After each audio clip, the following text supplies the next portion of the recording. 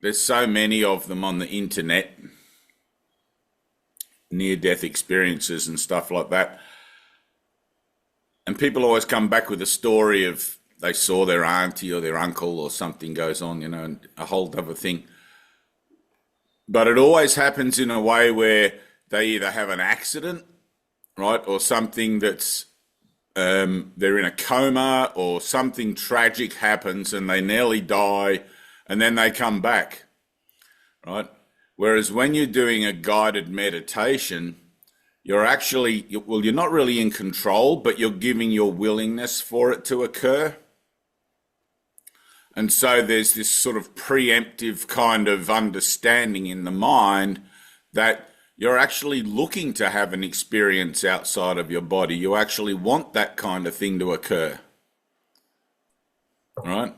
And so there's a coming together between where that's what you're saying you want and being afraid of it or being afraid of how that might look. Those things are out of whack.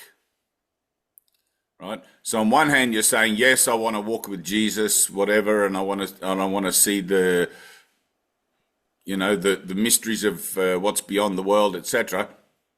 And on the other hand, there's a deep terror associated with that.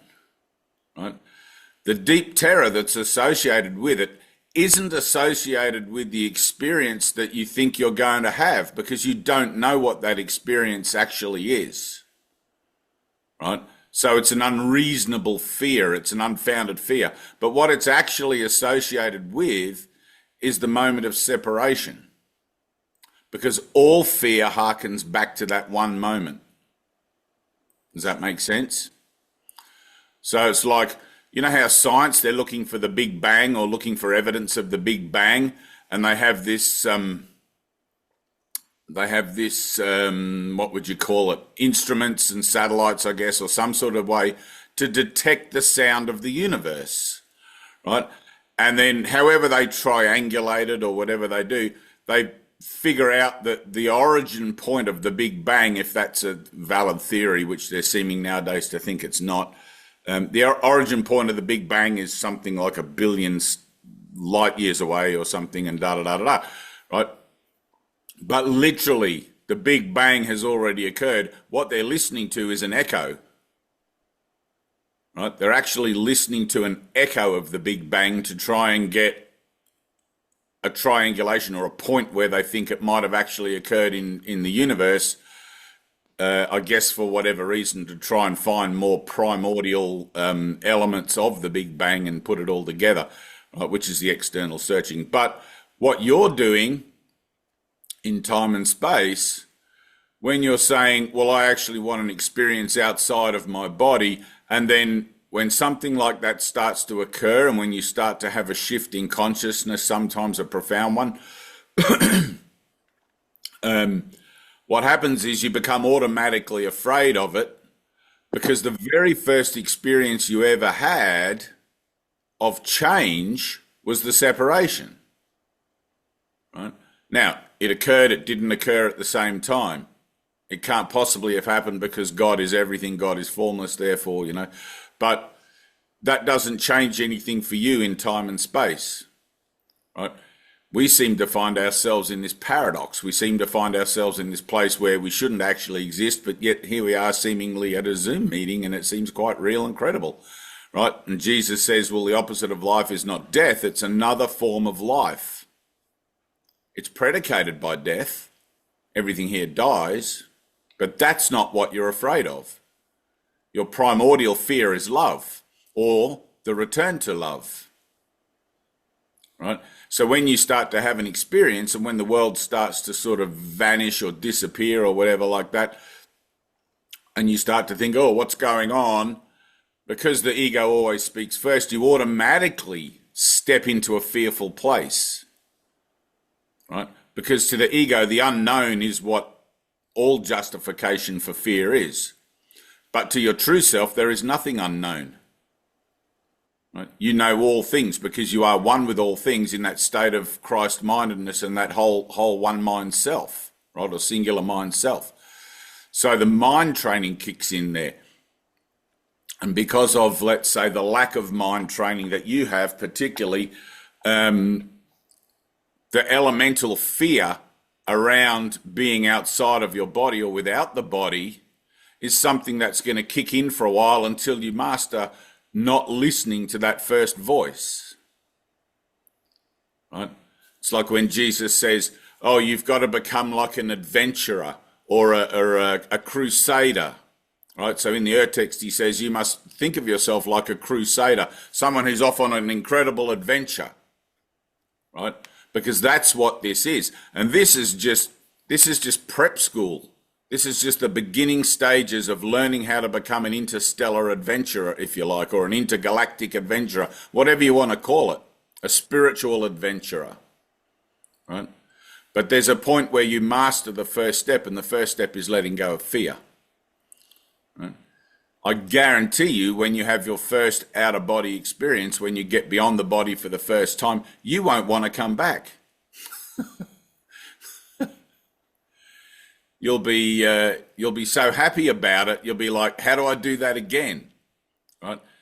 And a lot of people try drugs and all sorts of stuff for that, right? So they have this whole addiction to being outside of the vessel, being outside of the body, transcendent, if you like.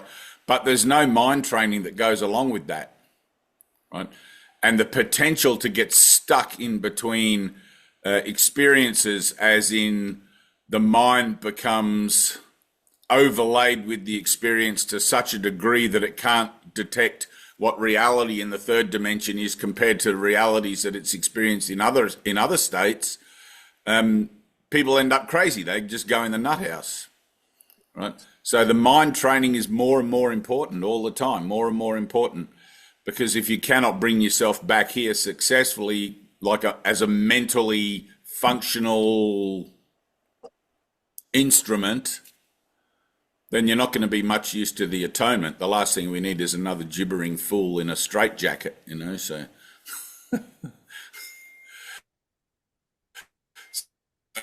It's fine.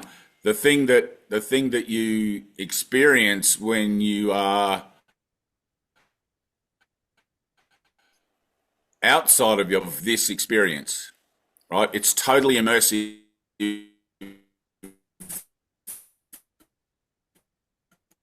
As what it is, where it's immersive and just as convincing, right?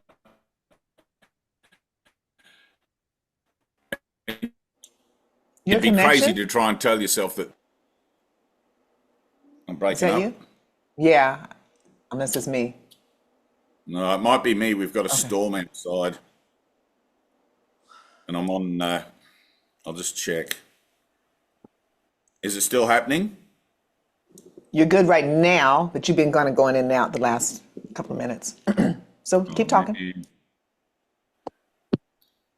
I'm going to go and get one of those little, because I'm just using my phone. I'll get one of those little Wi-Fi dongle things. Please. I don't know if it'll be any better, but anyway, I'll check that out.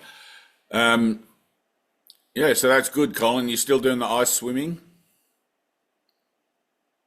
Yeah. Good. Are you hating it yet? Does it bring up all that hatred and like, fuck this, I don't want to do this anymore? Yeah. Good. I want you to keep doing that. I want you to keep doing the ice swimming until you just refuse to do it anymore, until you reach that pinnacle point in your mind where, like, fuck you, Dave, I'm not doing this anymore. This is stupid. Why am I, right? And you'll reach that point, right? And then at that point where you just refuse to do it anymore, I want you to flip that over, okay? Flip it over and look at your relationship with God based on how you're feeling.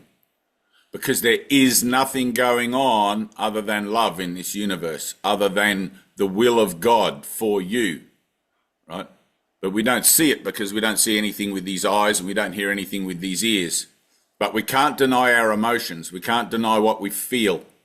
We can try to. We can try to push it down, suppress it, and pretend I'm okay. But at the end of the day, if you're practicing a bit of self-honesty, you know that you're pissed off when you're pissed off, right? So, and you're pissed off at God. That's the bottom line, because you think God is doing this to you. God put you in this world, and you're getting in touch with not what you think your references are for why you're pissed off, going swimming in the ice water, etc., but you're going beyond that to the original error, to the original place where you think something actually occurred, which is hidden from you in your own conscious mind, right? You're not aware of it there, which is why this is a journey of faith. You've got to take it on faith, and you've got to say, all right, I'm going to step into this. I have no clue what it's about. I don't know what I'm getting into. And everybody who does get into it always ends up in this place where they're like, why me, Lord? Why do I have to do this? Why can't I just have a normal life like other people and make money and just be happy that way? And it never works out. You know, eventually you realize that that's just a dead-end street, and you don't want to do that anymore. You want something else, because there's this thing in you that's calling you to greatness, or to be fulfilled, or to, you know, seen rightly, if you're hearing it, it's the call to awaken. It's the call for love. And you'll say yes to it, or you'll say no to it. And most of the time you'll say yes to it with a little hidden no in the background. I'm saying yes, but really I actually mean no. Right? Because mostly the human being, all they do is make bargains with themselves and bargains with God all the time. The idea of a total surrender, an unconditional surrender, get out of here. That's not what you want. Right?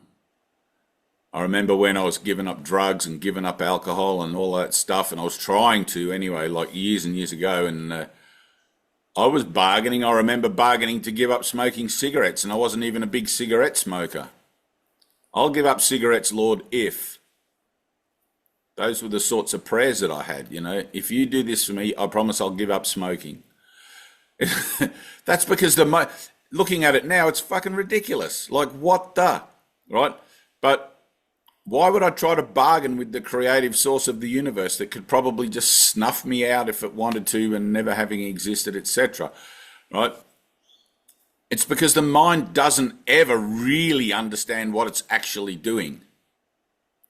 It's always in this adjustment. It's always in this state of adjustment to something. I think I want this, but I don't really know why I want it. One of the lessons in the course is I don't perceive my own best interests, right? Throughout the day, nothing that you do ever do you really perceive why you're doing anything. If you did, you'd stop. It's like, what am I actually doing here? Am I adjusting to pain? Am I trying to get more comfortable? More comfortable is what adjusting to pain is. Am I trying to have more money, more security, more power, more popularity, all of that crap, right? That's what adjusting to pain is. And you can use it the other way as well. You can feel bad about yourself and want to degrade and debase yourself and feel good that way. Right? People that have low self-esteem, it's like it's a snowball. Once you start down the road one way, it just sort of keeps going that way. And you get worse and worse and worse until you hit the end, and then you're like, I can't do this anymore. And finally you realize what you've been doing. But until you realize what you've been doing, you're going to keep doing it the same way, banging your head against the same wall, expecting a different result.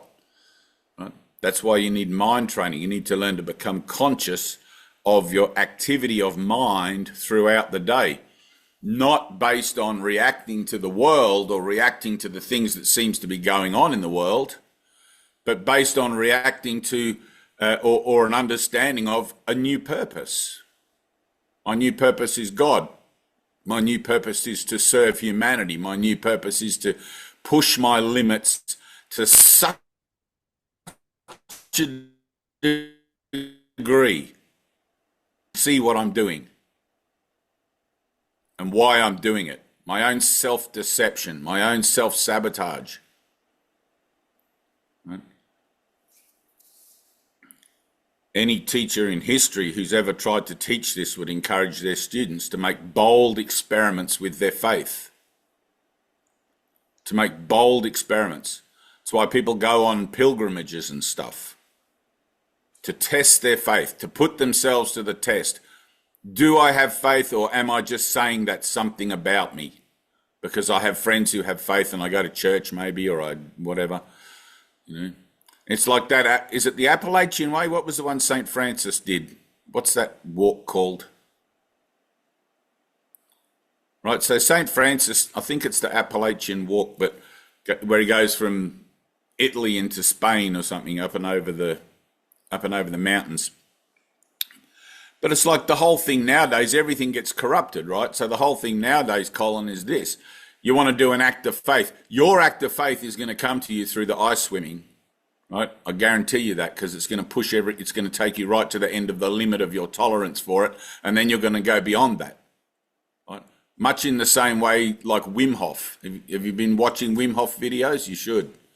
He's kind of good. He pushes his limit to that point where finally when he gets beyond the limit, he gets beyond his own resistance, then it doesn't matter to him anymore. He's reached the mental peak that he can.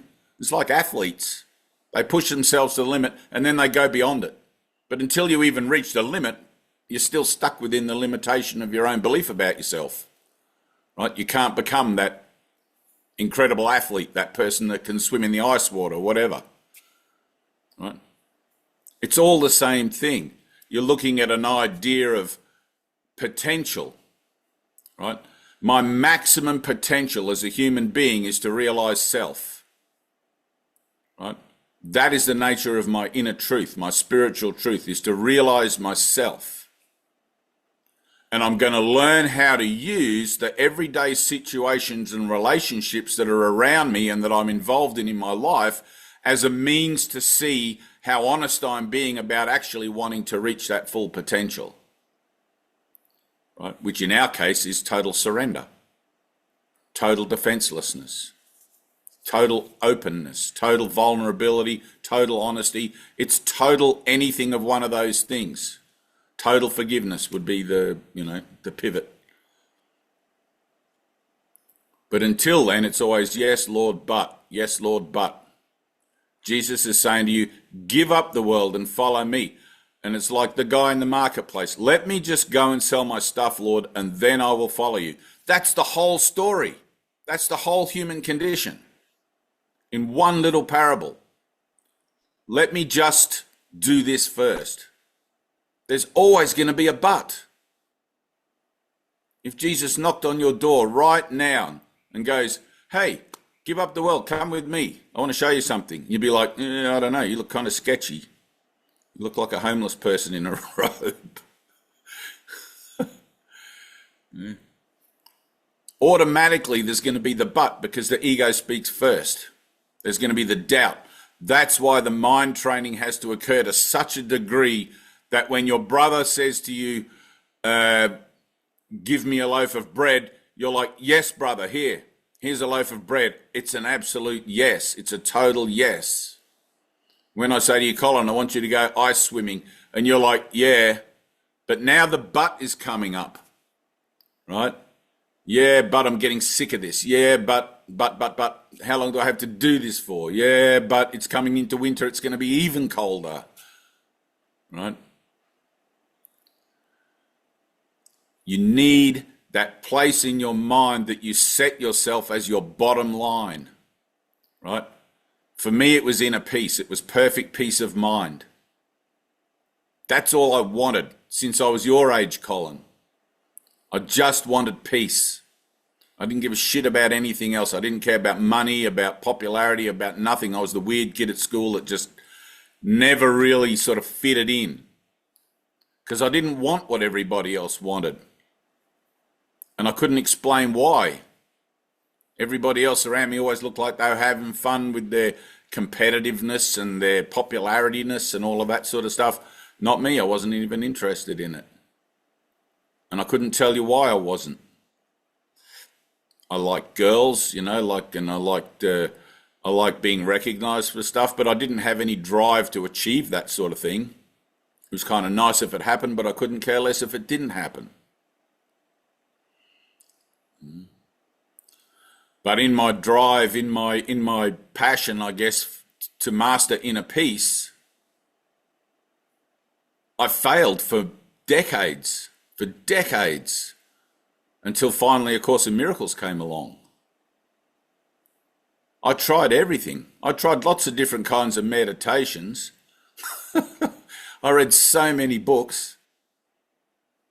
I went to all these different churches and temples and holy places. I spoke to everybody about anything that even seemed remotely interesting about it. Nothing. It wasn't until I finally gave up, until I couldn't do it anymore, dark night of the soul, that finally something shifted. It was a total surrender, a total collapse, and it looked freaking ugly. It was the worst night of my life. Literally, it was at night, a dark night of the soul at night, so it's kind of appropriate. But you've got to have a bottom line. You've got to have a place where you realize your falsity, where you realize that when you're saying yes to God, you're not really meaning it. In the moment you truly say yes to God, you'll experience what that is. Until then, it's always yes, but, yes, but, yes, but. And that's going to sound disheartening, perhaps. But at least it's good to know. Right? You'll get over it and you'll be like, all right, I see what I'm doing here. I see I'm telling myself I'm saying yes, but I still have grievances. I'm still upset about things that happen during the day. It's like, am I really living in God's will? Am I really living the word? Or is it just something I tell myself? You know, that's where the mind training comes in. Those lessons are so beautiful, and you realize, damn, I did, like some of those lessons where it says review your day. It's like even in the 12-step program, they have that, like review your day and see how you could have chosen for a better outcome in this situation or whatever it was that seems to upset you throughout the day. And you'll see that you have these things that upset you. Right? And it's like, oh, that's a greater opportunity in that moment for me to learn to come closer to God, for me to learn to come closer to love. Because I'm either choosing love or fear. It's not like somebody's forcing me to make a decision. I'm choosing to respond from love or from fear.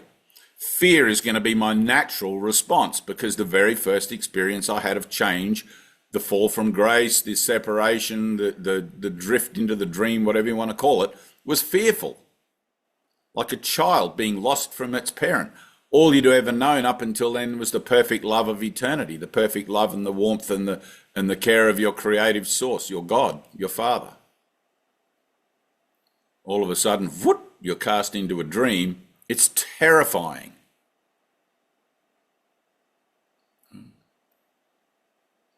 And I like the analogy of little children in the supermarket when they're not paying attention and their parents, they wander off, and then all of a sudden you get that feeling of being completely alone, completely scared, all of a sudden everything that gave you any kind of support is gone in an instant. And you don't know what to do. You just stand there and you scream and you cry and you hope somebody finds you. It's like that. Imagine that on a God scale, right? That's the place you're going to in your consciousness, in your mind. You're going to that portal, that place where that sheer terror on a God scale is, or seems to be. It was healed through the resurrection, but the fear is no longer there, but you have a memory of that fear. It's intrinsic in your existence. It's existential fear. Right? Jesus says, don't worry about that. I've healed that. Look here, put your fingers in my holes here, Thomas. I promise you it's me. I'm back from, there's no death. You're not going to have to confront that again. Right? Jesus atoned for it, for all of us. And now we're either living in the resurrection, we're either living in the celebration and the joy and the thank you, Lord, of what it is that he underwent and set the tone for now for all humanity, right? Or we're still thinking about it. It's one or the other. Am I walking with Jesus, or am I just telling myself that? Do I still have fear? Do I still need my support mechanisms, or do I just live totally in faith and just trust one day to the next, to the next, to the next, to the next? And I can't answer that question. You have to answer it for yourself. But when you get to do these experiments, Colin, like swimming in the ice and it brings up all your resistance, That's where you see I'm not walking with Jesus, right? Symbolically, let's say as a representation of a snapshot of that whole scenario, you saying yes to swimming in the ice water is the same thing as Jesus saying, Colin, give up the world and follow me. You're being shown how to do that, right? By being shown literally where you don't want to do that. Because all resistance, right? So when Jesus says resist not evil, all resistance, evil being off the mark, not something terrible, horrible, evil, demonic, nothing like that crap. Off the mark, it's an Aramaic term, okay? Evil is like, well, maybe it's kata, but it's an archery term from the ancient days, right? Where Jesus spoke Aramaic and everybody in his land spoke Aramaic. They didn't speak English. But by seeing where it is that you're not saying a true yes, there is the doorway for change. Right? And I'm telling you, you can change anytime you want. You can change your yes but to a true yes anytime you want. But because I'm a liar and the son of a liar, right, and you've got to put your finger on your nose, I'm not going to trust even that. I'm not going to trust that I'm ready to change. Because maybe I'm just saying I'm ready to change to get out of the situation I find myself in. Right? In every situation you're in, a relationship with a person, a relationship at work, any kind of relationship, there's a threshold with that relationship. At a certain point, you know the relationship's either working for you or not working for you. You either want to change it or you're going to heal it, right? And depending upon how honest you are to want to heal the relationship, you'll see it out right to its end, to the point where you just have no choice but to leave it, right? Now, with the advent of the miracle and the understanding that, hang on, the problems I see in the relationship are actually only in my mind, I'm projecting them into the situation, I can use that threshold, that final thing where it's like one way or the other, as the power for my prayer. Right? Because prayer is the medium of miracles. You have to pray. You got to ask. God knows what you want before you ask, but it's the asking on your behalf, your asking, that opens the heart. Does that make sense? And I really want you to hear this, Colin, because there's part of me in here that doesn't want you to have to go through the next 20, 30 years like I did. Not that you would, but just in case. I always think if I was like your age and somebody gave me A Course in Miracles, maybe I would have rejected it. I don't know. Maybe I had to go through, right? But I would like to give myself a little bit of credit. Oh, unstable. I'd like to give myself a bit of credit and say maybe I would have read that book and things would have changed. But I don't know for sure. So I'm just going to push my limit. I'm going to be the liar right to the end. Right? I'm going to let God be true and me be false right to the end. And in my falsity it's my guarantee. Here I am, Jesus. I'm probably lying about this. I don't know if I've reached the limit with this yet. Maybe I'm still trying to keep a back door or some sort of safety line so I don't have to live totally in faith, but I'm willing to be healed of my denial. I'm willing to be healed of my resistance, my limitations. It's like an iceberg. You can chip away at an iceberg and it just keeps floating up, floating up, floating up, and the Titanic's just going to keep crashing into it, right? Or you can deal with the whole iceberg all at once. But to deal with the whole iceberg all at once, you've got to look underneath the waterline and see how big it is. Because you've got to realize that you need a bigger chisel. Otherwise, you're going to be there chipping away at it, and, you know. So it's like, all right, let me see my resistance. Let me see how big my chisel has to be to deal with this iceberg. Let me see how much denial I really have in this situation. Because that flipped over is the power of my prayer.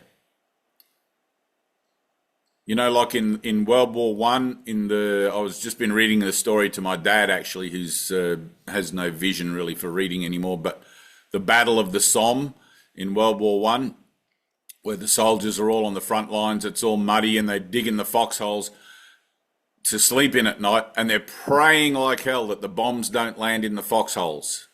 The bombs are crashing all around them, but they're praying and praying and praying. You can guarantee that the prayers of those men are honest. They got nothing left to lose. They got nothing to lose, but they've only got prayer. That's all they got. That's why if you go to like a third world country as well, South America, they have faith healers, and so many people have healings from those guys because they've got nothing but faith. They don't have a medical system. They don't have hospitals. They just got their faith. They got this power inside them that just pushes them to their limit and beyond, where they've got no other choice. People that have incredible occurrences in hospitals and stuff, it's the same thing. They're praying. They're praying. They're praying for their healing. I was talking to a lady the other day who's a, what do you call it when you sit with the people that are dying? The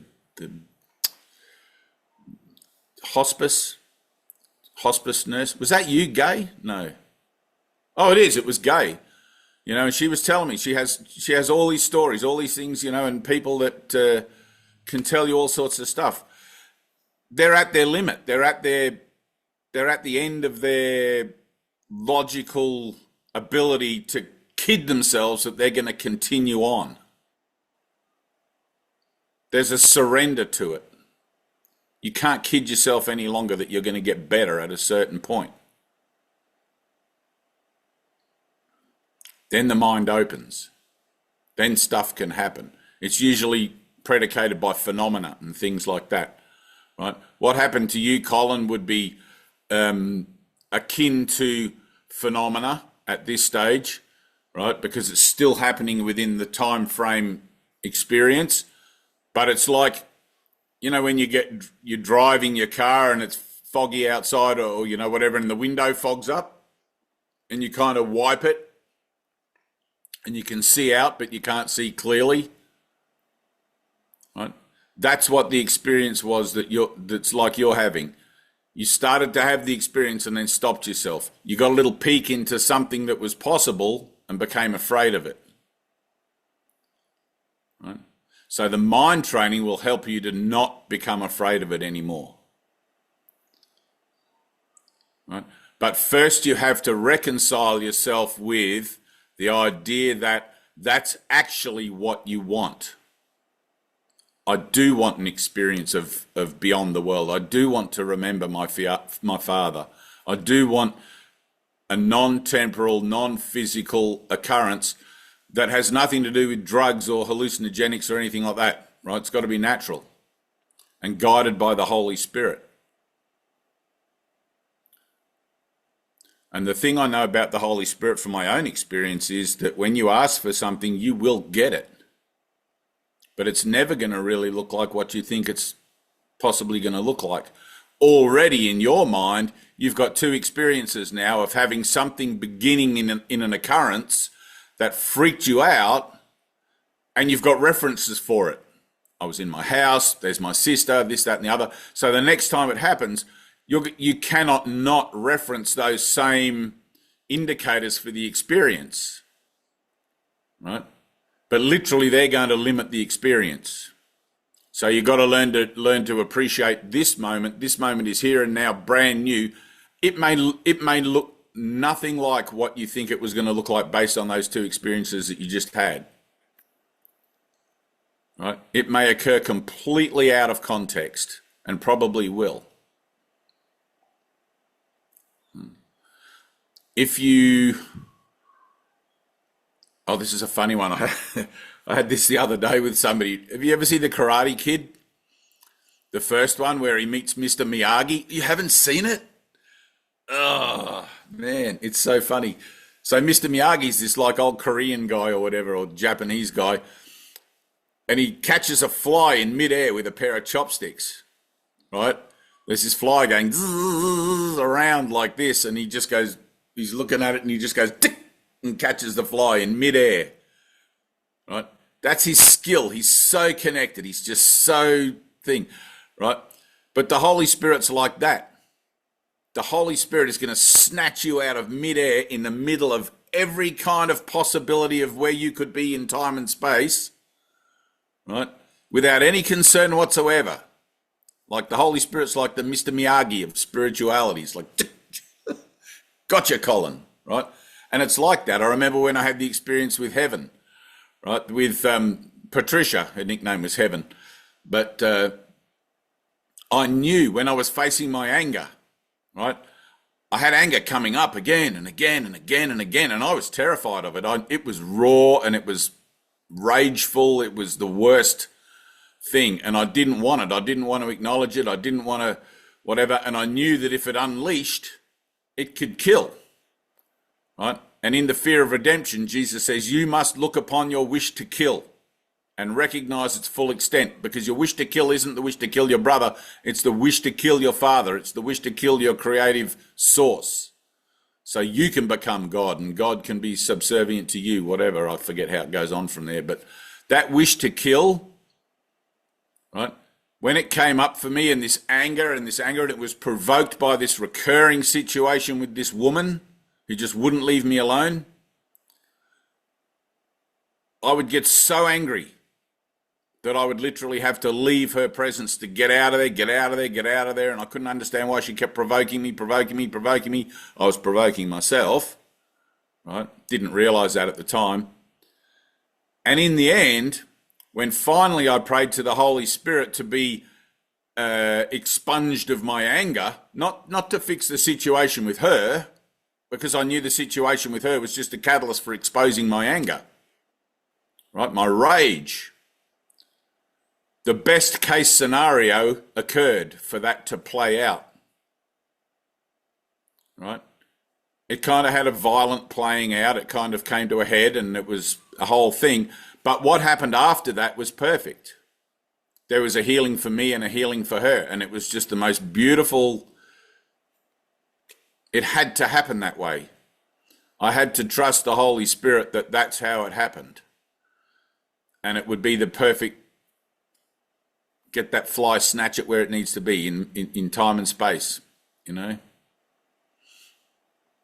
Tina can put that, if you can put that at that story. I won't do the whole story because it goes on, but you know, you might think, well, how does a violent ending to some situation, how is that perfect? It was perfect. And you have to realize, I guess, in time space, that violence is the nature of your birth here. In a certain sense, you're born into the world through pain, right? And you leave the world the same way. Buddha would say all of life is suffering. So what does it matter within it?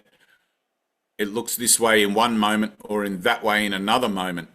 I'm always looking at the results of my own thinking. I'm always experiencing my karma or my indebtedness to the original idea of separation from God, and hopefully healing it if you're aware, right? So that situation you're in where fear comes up every time or resistance comes up, resistance is the same as fear. It's all the one thing. It's all separation, right? Anger, it's all the same thing. Every time that comes up, you're getting to see, oh, I've still got resistance within me.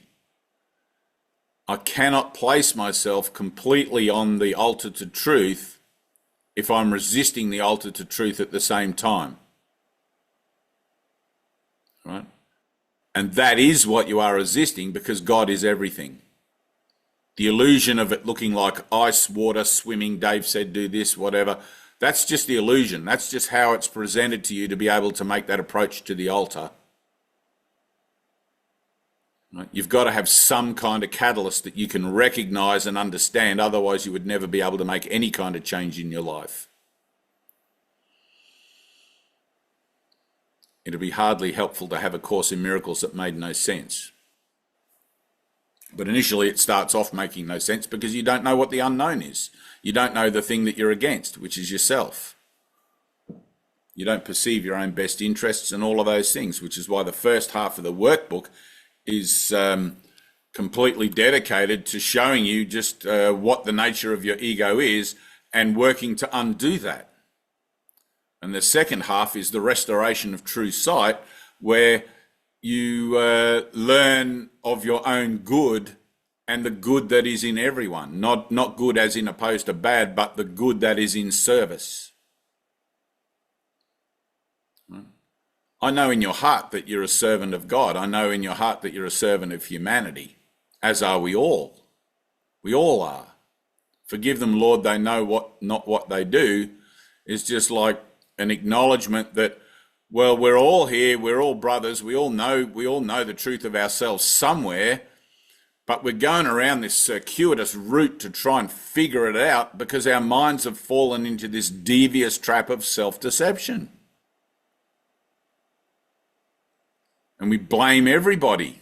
The thing that we're looking for is, why can't I ever get what I want in this world? Because you're tempted to believe that what you think you want is actually out in the world rather than within yourself.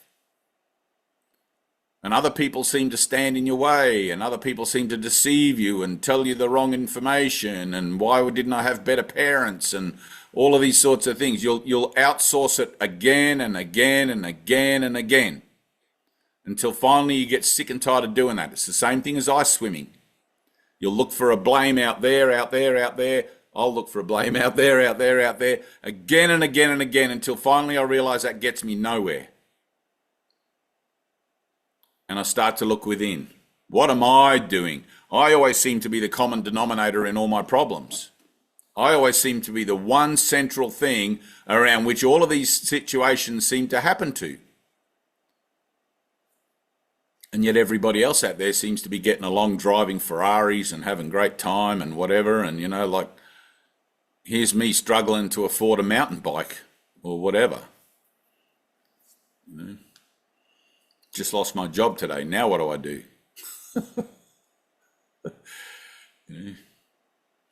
It's like the world is a place where all of those problems, that's what its purpose is. To bring you to a point of questioning, to bring you, people look at the world and they go, the world is so unfair, it's so screwed up and it's so not just, and these people have this and those people have that, and why can't we all just have the same thing, and da-da-da. Because that's fundamentally what you want in your heart, because somewhere you know that we're all entitled to the same thing. We're all entitled to love and to be loved. That's it. The bottom line is that is all you really want. But because the mind is easily deceived because it doesn't know where it is, it's like the child in the supermarket. Somebody comes along and says, I think your parents saw you go that way. That person might hate kids. They just want the kid to stop screaming in their aisle.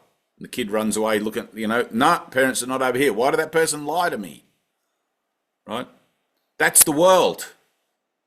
To get you to ask why. Why? Why am I here? What's it all about? What's the meaning of life? And you'll keep trying to solve the problems out there in the world where you think they exist, until finally you just realize, what is the point?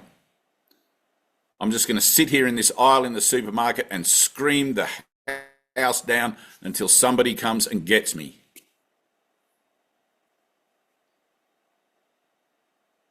That's salvation. Finally, I'm just going to be still, and I'm going to stay here, and I'm going to let God find me.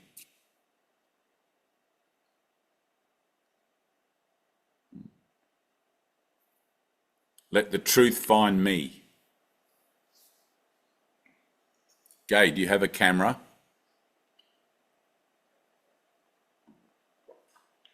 Gay Rogers, if you are there. I do. Can you turn I'm on, on please? two devices. That's gay. She's got two. Oh, She just said it. you're very technical. So Barley doesn't hear us. Oh, got it. Yep. So anyway, it's like resist not evil. I'm always looking, and that's Jesus's whole teaching, right? Resist not evil.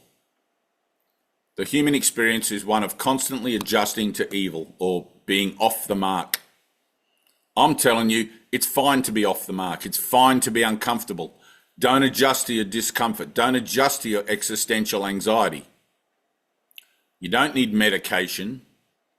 You don't need a doctor. You don't need, if you want to do those things, do those things. But ultimately, you're going to come back around here and I'm going to tell you, you don't need any of that stuff. You're experiencing the resurrection of your own mind into the Christ mind. You're experiencing the resurrection of your soul, the return of the separated sons to the creative source. It's going to feel a way. It's going to feel like a certain thing.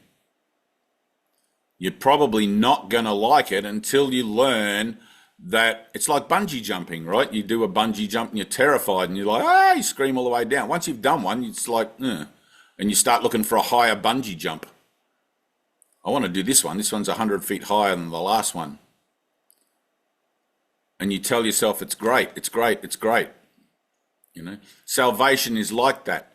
Until you've had your first shift in consciousness, like you're going to approach that shift in consciousness fearfully. Once you have a shift in consciousness that's profound enough to show you something else, you're going to want the next one. I want another one. I want another shift in consciousness. Jesus, that was incredible. I see that I was terrified at first, and then I trusted you and I had faith and I went through this whole thing and it came out the other side and everything got healed. My relationship with my wife got better, my boss at work got better, everything got better because I stopped projecting my shit onto it. And whether you're doing that consciously or subliminally, you don't even know. Which is why you need to know yourself. You need to learn about yourself. What am I doing in this situation? It always seems to be happening to me. Who's contributing to this happening to me? And you'll see it if you follow your cycles, right? I'm always talking about your cycles. You'll feel the same energy coming around. You see that same person at work every day and they tick you off. You react in the same way every time. Change something. I don't know how to change something. Good, that's the first admission. I'm willing to change. That's better. Father, heal my mind of my belief in separation from this brother. I choose to see only the truth. I want a holy relationship here. I don't want what I think would be a band-aid over a bad relationship. I don't want a false fix. I want a true fix. I want an honest, sincere, heartfelt solution to my problem, which is always going to be a greater approach to God. That's what it looks like on the above. Down here on earth, it looks like I heal my relationship. Relationships here are symbols. Symbols for becoming closer to God. That's it. And you'll see them coming around again and again and again. And you'll even recognize some of them are fast. Some of them happen every day, twice a day, 10 times a day, whatever. And, everyone's individual, have your own thing. Some of them come around every couple of years. And you'll be like, man, I remember this when I was living in another town, this same kind of person, this same sort of thing, and I got sucked into it and da-da-da-da-da, and you'll kick yourself in the pants for doing it again. Right? That's why mind training is important. Be aware of yourself. Be aware of your own spiritual footprint on the earth. See what it is you're doing, manifesting and projecting into situations that you think are outside of your control. They're not. You're literally setting yourself up. I'm manifesting this. I'm projecting this from my mind, not me, Dave, me, Christ mind through Dave as an individual opportunity in the Dave idea to accept atonement. And until I'm willing to actually say yes, rather than yes, but nothing's going to change. I'm not going to have a shift in consciousness. All that is going to happen is that I can see that one is available, but I'm not actually truly saying yes to it. Right? And that's okay. You'll see that again and again and again, and finally you'll be like, all right, bugger it. I've got to really surrender. I've got to really pray. I've got to realize how deep this goes and reach that threshold point where I just can't do it anymore my way. And then you'll surrender. But no one can force you. No one can force you to surrender. You got this funny idea of free will. And it wrecks everything. If you didn't have that idea of free will, you'd just be entitled, you'd live in surrender. You'd be like Jim Carrey, yes man, yes, yes, yes, yes, yes. Even if it got him into the shit. You just say yes because you know that it's God asking. If there is only God, if God is everything, who is asking you for anything? Who is asking you to give them a loaf of bread? And who is the asking for? It can only be asking for me to give myself a loaf of bread, for me to give myself that blessing. There's no one outside of me. There's just these situations and events that seem to be outside of me, but actually are offering me my own greater good all the time. You walk down the street, there's a homeless person with their hand out for $1. Do I give them $1? Do I just give them what they're asking for and trust that God is my supply? It might be my last dollar, but God is my supply. My cup is never truly empty. Do I have faith or oh, sorry man, I've only got $1. I need to feed myself. Or do I just give and take that next moment where I have to feed myself in faith?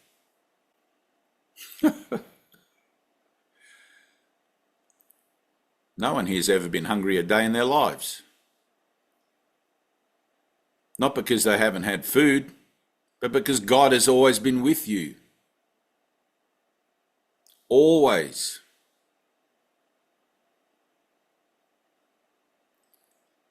I know that, you know that. There's this feeling within us. There's this feeling of something, and it's that something that you got to pay attention to. There's something going on that's outside of this whole thing. There's something going on that's bigger than me. There's got to be a meaning to the universe that makes sense. There's something. And you want to believe in it more than anything. Because to believe that you're just here born just to die, you may as well just jump off a cliff now and save the next 30 years of all this bullshit. It's that same something inside you when you drive down the highway at night and you have this faith that the guy coming towards you isn't a drunk driver. Otherwise, if you didn't trust that, you wouldn't even get in your car. Doesn't mean there aren't drunk drivers, but somewhere you know there's something. And you trust it. The failure comes when you want to trust it on your own terms. I'll trust you, Lord, but you got to give me proof. Ready? Here's the proof. Look, what the heck is this? How is it that I wake up every morning and take a breath? What is this thing called life? How amazing is it? What is this thing called hunger? I don't have a loaf of bread. I'm hungry. Whoa, look at me experiencing hunger. Look at me experiencing whatever it is I'm going through. Partly that's incredible. I think it's incredible. You can't have this experience in eternity. When you wake up and you're back where you actually are, this is all gone. This is over and finished and done with. And you'll realize how much of your life you spent bitching about it. I'm always hungry. Meh, meh, meh, meh, meh, meh. But literally, look at your hands. I mean, what a miracle. How is this even possible? Somebody wants to tell me there was an amoeba in a swamp and it multiplied and then it became a goldfish and then it became a lizard and it crawled out and became a monkey and then it became us.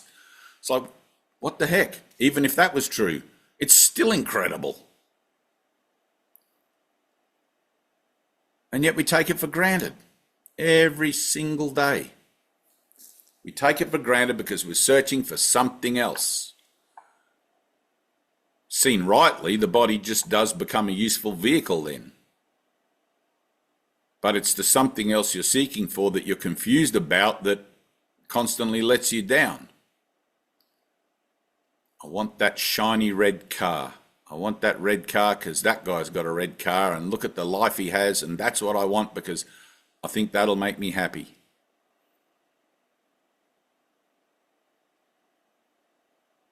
Go for it. Go walk in that guy's shoes. See if it makes you happy. I guarantee you it won't. Guarantee you. People who chase after money, it's like the bungee jump. There's always got to be more money, a higher bungee. When does it stop? When do you actually serve your true self, your higher self? When do you make a bold experiment with your faith and just say, fuck it, I'm done with this life? In 97, I walked out of my house. I left my job. I took my vehicle, my dog, and a bag of clothes. I left everything behind. Walked out on a mortgage. Walked out on a guy that I really appreciated who helped me out with the job. Didn't even tell him I wasn't coming back. Not even the courtesy of a phone call, because I knew I had to draw that line in that sand right then, and my old life stopped right then. No references. I burned all my photographs from every day before that. Everything I had, gone, done. And I walked out of that place with no reference, with no idea of who I was and why I was here. And I went and started my study. It's like St. Francis. St. Francis walked out of his village in Assisi. He had a whole future ahead of him in that village. His father was a merchant of cloth and fine silks and things. That was all his. His father was going to give it to him. He walked out naked. He took off his clothes and walked out completely naked with nothing that village had, and said, no, this is not me. There's something inside. And I'm not saying do that, but in here, you kind of have to reach that point where that's you, where you realize I don't know who I am. I don't know the meaning of life.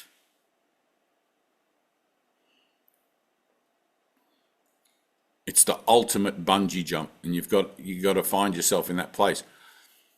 And it's like when Jesus says, woe is the rich man of earth. You think he's going to give all that up to just walk out? Maybe.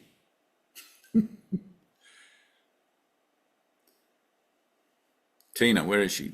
You ever seen that movie, Holy Man, with Eddie Murphy? Right. We need to find the link for that and put it in if we can somehow.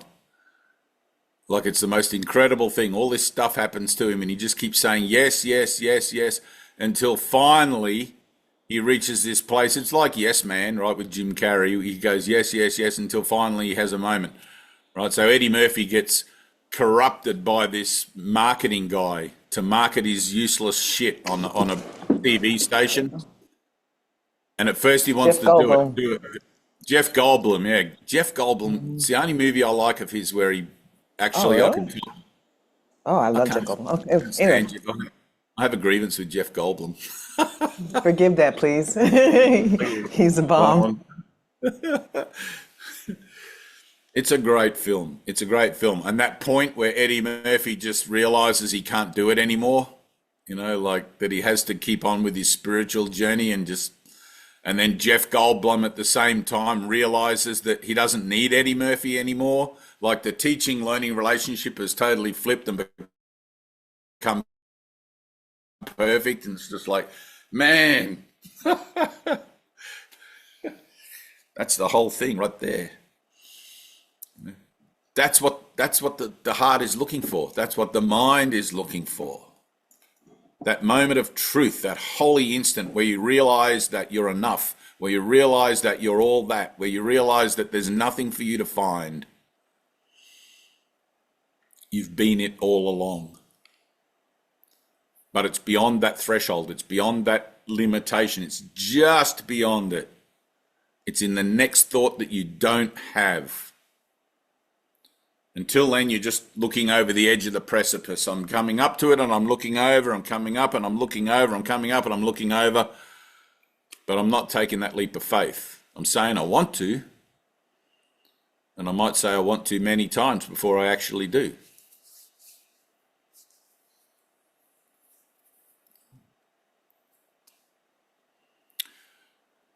Carrie, can you read lesson 160, please? Or is it 160? 160.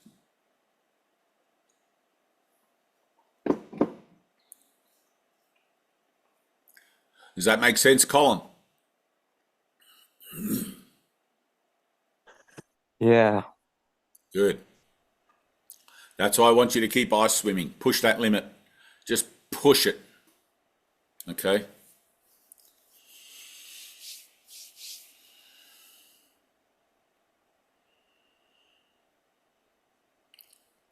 Zoe's going to be the same thing for you.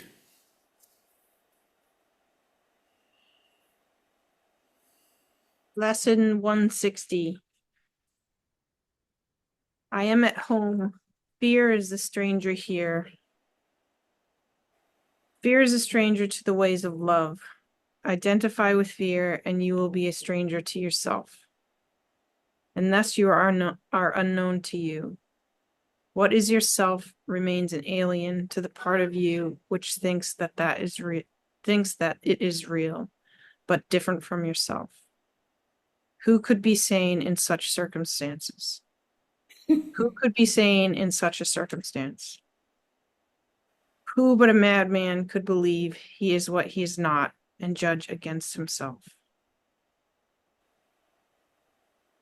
There is a stranger in our midst who comes from an idea so foreign to the truth, he speaks a different language, looks upon a world truth does not know, and understands what truth regards as senseless. Stranger yet, he does not recognize to whom he comes. And yet he maintains his home belongs to him, while he is alien now, who is at home. And yet how easy it would be to say, this is my home. Here I belong, and will not leave because a madman says I must.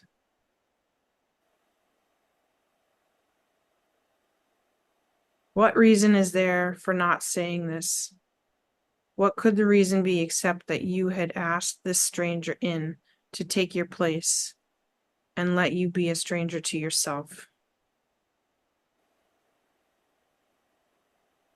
No one would let himself be dispossessed so needlessly unless he thought there were another home more suited to his tastes. Who is the stranger? Is it fear or you who are unsuited to the home which God provided for his son? Is fear his own, created in his likeness?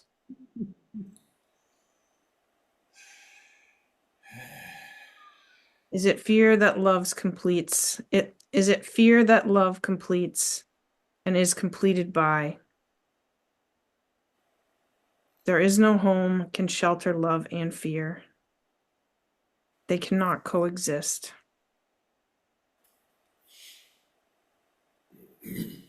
If you are real, then fear must be illusion. And if fear is real, then you do not exist at all.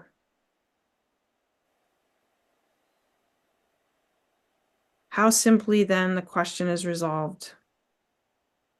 Who fears has but denied himself and said, I am the stranger here. And so I leave my home to one more like me than myself, and give him all I thought belonged to me. Now is he exiled of necessity, not knowing who he is,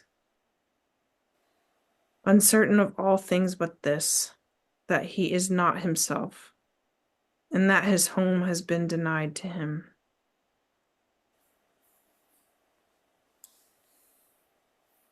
What does he search for now? What can he find? A stranger to himself can find no home wherever he may look, for he has made return impossible. His way is lost, except a miracle will search him out and show him that he is no stranger now. The miracle will come.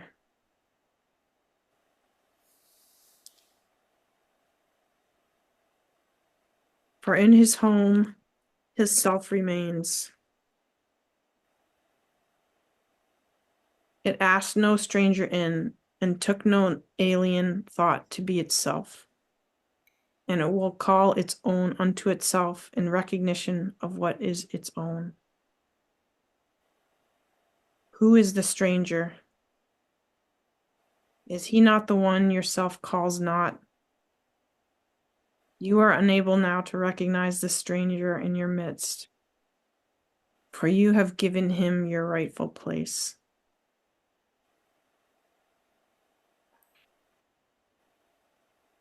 Yet is yourself as certain of its own as God is of his Son.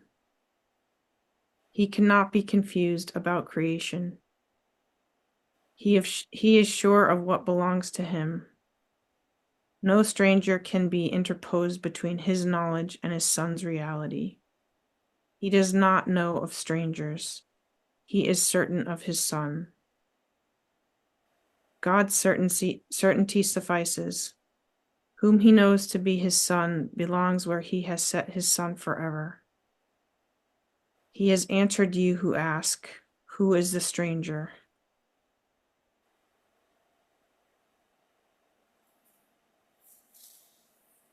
Here his voice assured you, quietly and sure, that you are not a stranger to your Father, nor is your Creator a stranger made to you. Whom God has joined remain forever one, at home in him, no stranger to himself. Today we offer thanks that Christ has come to search the world for what belongs to him. His vision sees no strangers, but beholds his own and joyously unites with them. They see him as a stranger, for they do not recognize themselves. Yet as they give him welcome, they remember. And he leads them gently home again where they belong. Not one does Christ forget. Not one he fails to give you to remember, that your home may be complete and perfect as it was established. He has not forgotten you, but you will not remember him until you look on all as he does.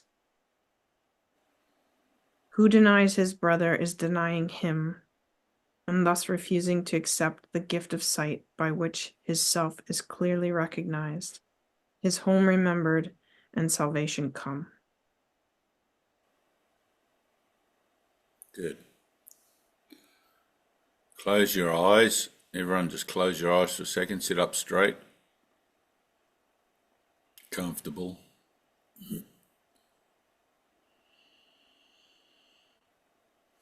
Just take a few breaths.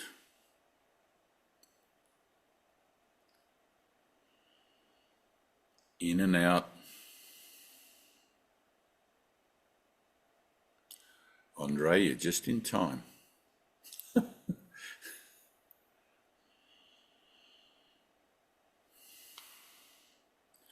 want you to feel. Natasha, I want you to feel.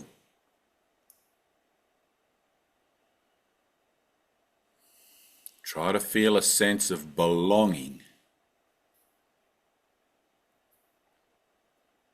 Try to feel a sense that you belong somewhere. You don't have to know where. You don't even have to call it eternity or heaven or anything. Just try to find that sense of belonging, like something in the world is not right. Something in the world doesn't seem to fit. Try to find and try to feel that sense of something else calling you. As if it's calling you from beyond the stars. As if you're a traveler from somewhere else and it's time to go home. Try to get a sense of it. And I want you to feel included. I want you to feel like you belong there in that place, like it's natural, like it feels good. It may bring up fear, but that's the healing part. We'll do that later. It's why the world doesn't make sense. It's why not one government in the world is ever able to give all the people all at once exactly what they want. There's always winning and losing here. There's always better and worse, poor and rich, just and unjust. And somewhere in you, you know that that doesn't make sense. It just doesn't make sense. Somewhere in you is a very small child, like when I was a very small child, that knew that the people of the world should be able to get this together and live in peace. There didn't seem to me as a small child to be a reason why that was not possible. Because as a small child, I believed I could do anything. I just had to put my mind to it, and I could make it happen. I could fight a dragon. I could be the world's fastest race car driver. I could be an astronaut. I didn't know that these things weren't possible for everybody. I didn't know that these things, dragons, didn't even exist. Because I lived in a different world then. I lived in a world of imagination. I lived in a world of potential. I lived in a world of what ifs and maybes. A world where I was a brave explorer. And I took chances. I jumped my bicycle off the highest jump. I broke my arm. I did all this stuff. And little by little, the world wore me down to fit into a groove, to fit into a mold, to fit into being useful to something that made no sense. And now if I look at myself, I'm part of it. I've prostituted myself to this world. And I'm starting to feel the pain of that. And I'm making a decision. No more. I don't want that anymore. I may not be able to wind the clock back and be that incredible gung-ho little kid, but I can serve. I can serve a new purpose. I just got to feel that purpose calling me. I just got to feel it inside, like it's got to burn. Because God is calling. And I've got to choose to listen. I've got to choose to pay attention to that call. And be who it is that I truly am.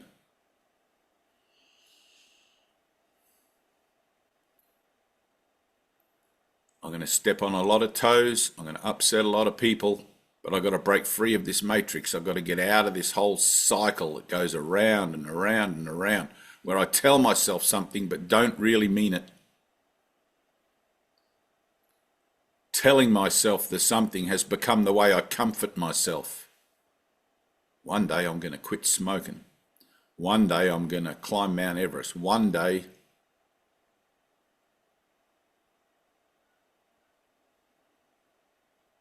and it's pathetic. I know it's pathetic. You know it's pathetic. And we put up with it because we've been fitted into this groove. We've been put in a box, into a pigeonhole to pay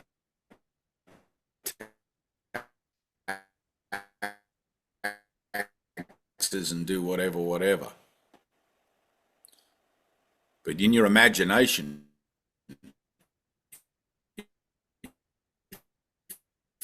if you climb Mount Everest tomorrow and you're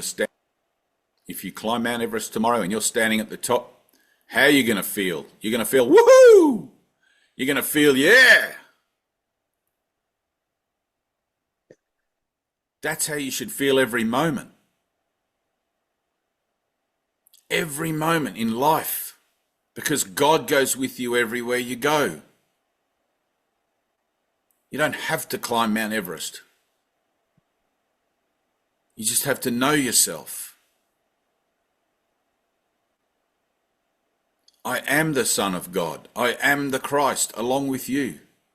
We are that. It's what Jesus told us 2,000 years ago.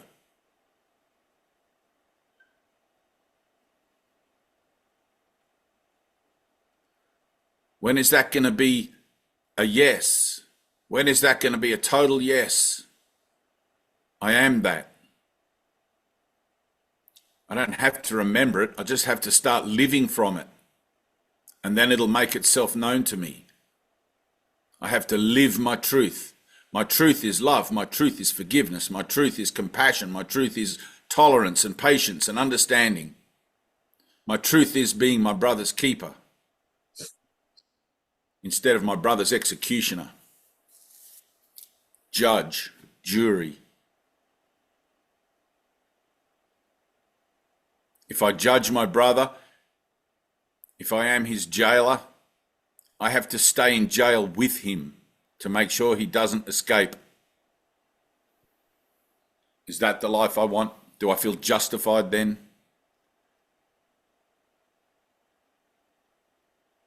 Or would I have my brother be free and we'll walk out together out of that horrible place? It starts with this relationship. It starts with the next relationship, the next relationship, the next relationship, where I'm willing to accept atonement for it, where I'm willing to take responsibility for it as the dreamer of my dream. And I refuse to join in that cycle. I refuse to join in that meaningless, mundane, everyday, back and forth condemnation of life. I'm done with that. I don't know what to do instead, but I'm done with that. I'm going to step into a new moment, and I'm not going to try to be the architect of it. I'm going to let God be the architect of it and show me what that new moment holds.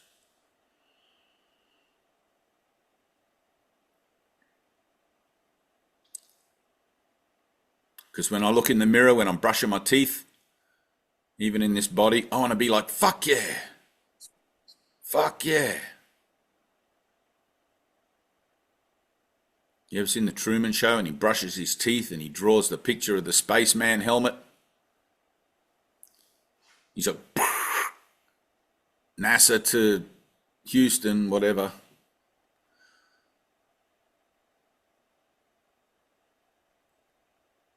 He's remembering who he is. He doesn't have to be that way. He doesn't have to control and be in control. That's the human condition. Because I'm scared. I think I need to control things so I don't have to be scared anymore. I'm not scared of what's out there. I'm scared of what's in me. I'm scared to love myself unconditionally. Because that means having to love everybody unconditionally.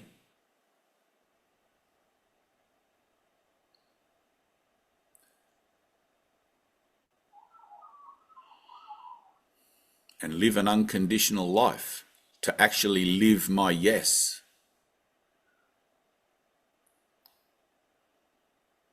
When I live my yes, that's a scary place, initially. When I live from my yes, wow, and thank you. When I recognize that everything's actually a blessing and I'm just been seeing it wrong.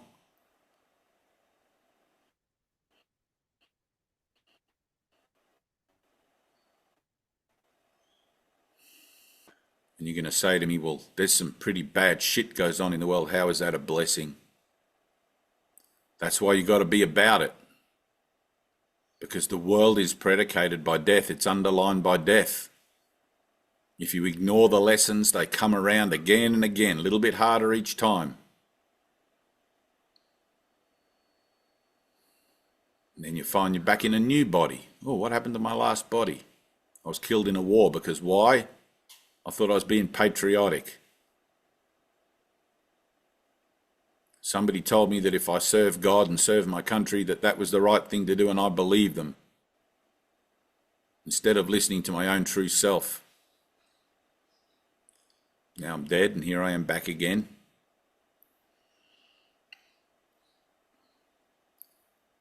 Jesus says in the Course, delay in time is tragic. If you can hear this message in any way, be about it. Make the change within yourself that you want to see in the world. That's directly from Gandhi.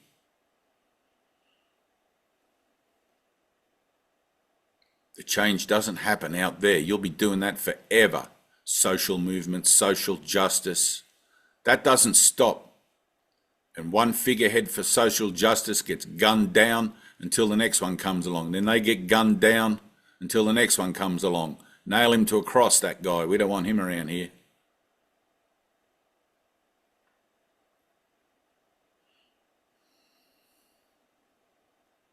The change is within. The change is in you.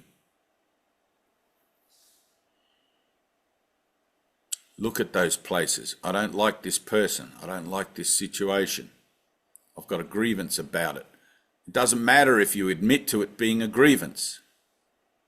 The slightest little sigh of discontent, the slightest little upset, it's the tip of an iceberg. Use it. Use that iceberg. Push into it. Look under the water. On the surface, you only see the illusion. You only see the imagery.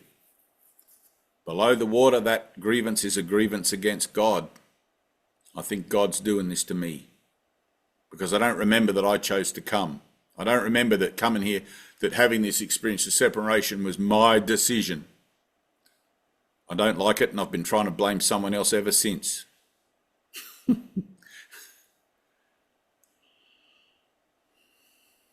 Feel it. It's a paradox. It's a hopeless situation. It's a rock and a hard place. And the only way out is a miracle. The only solution is a miracle. Something that you can't corrupt. If it's on your own terms, that means you're still trying to control it. That's why it has to be a miracle. A miracle is a miracle because you don't know how it happens. Your ego can't put its slippery little fingers on it and manipulate it to get something more than other people. Father, I'm willing to give up the world and follow Jesus. I don't care what that looks like. I don't care what that looks like. I'm here to reach my maximum potential. I'm here to absolutely push every idea of limit in my mind and go beyond it, even if that means I go beyond it alone. Even if that means I go beyond it with no concern for my body.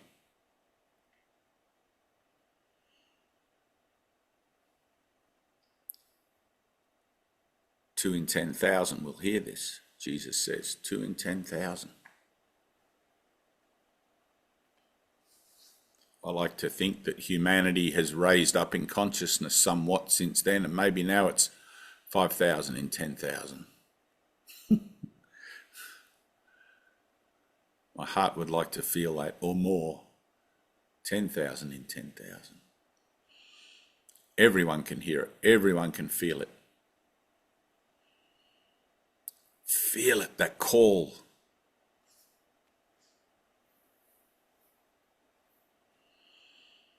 What am I truly here to do in this world? What am I truly here to do? Get up and go to work every day? Pay my taxes? That might be part of it, but that's not truly what you're here to do. Don't stop there. What is my higher calling? I want to feel it. I want to feel the presence of God within me. I want to feel supported by a higher power.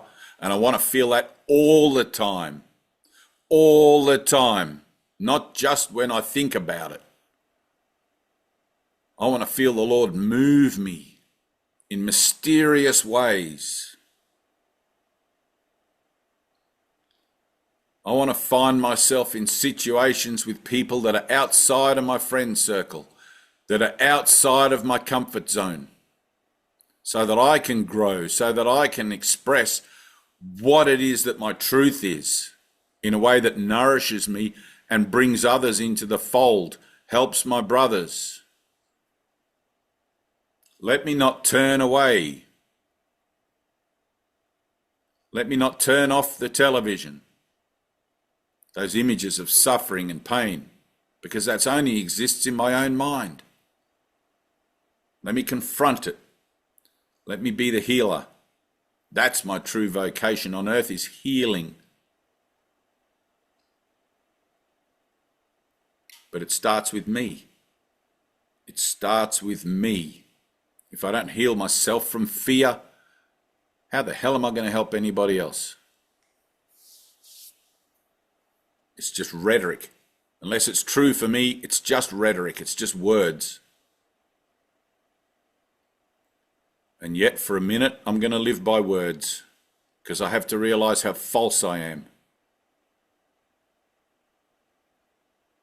I'm going to live by words, and I'm going to be tripped up by my own words again and again and again, and proven to be the liar and the son of a liar. Again and again, until finally I see myself. It's exactly what Carrie just read. I'm at home and fear is the stranger, but I have to expose it. I've got to root it out and expose it to the light of truth. And it's not nice. That first bungee jump is always the worst one.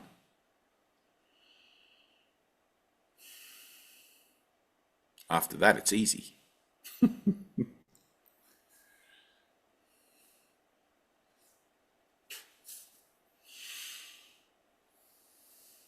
Any questions? Jono?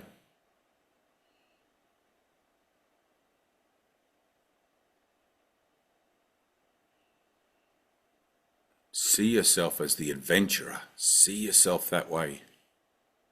Jesus is calling. Jesus is asking you. But you've got to say yes first. When you take a leap of faith, you've got to step first. Otherwise, it's not a leap of faith. You're still dipping a toe in the water and maybe it's cold.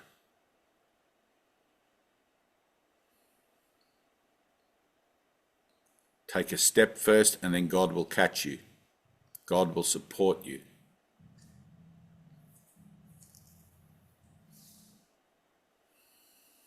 Good. Where's Anna? Is Anna here? Oh, there. Anna, lesson 26, please.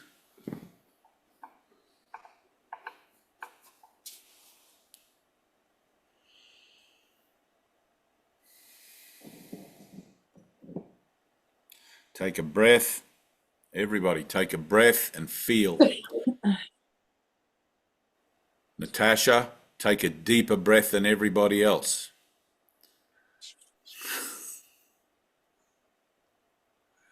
I want you to push. When you're listening to Anna read this, I want you to really listen. Oh, God. Special attention, special focus. It's a good use for being special.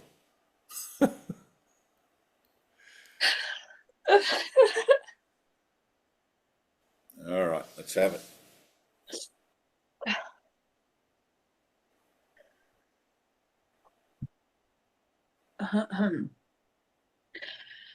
My attack thoughts are attacking my invulnerability. It is surely obvious that if you can be attacked, you are not invulnerable. You see attack as a real threat. That is because you believe that you can really attack.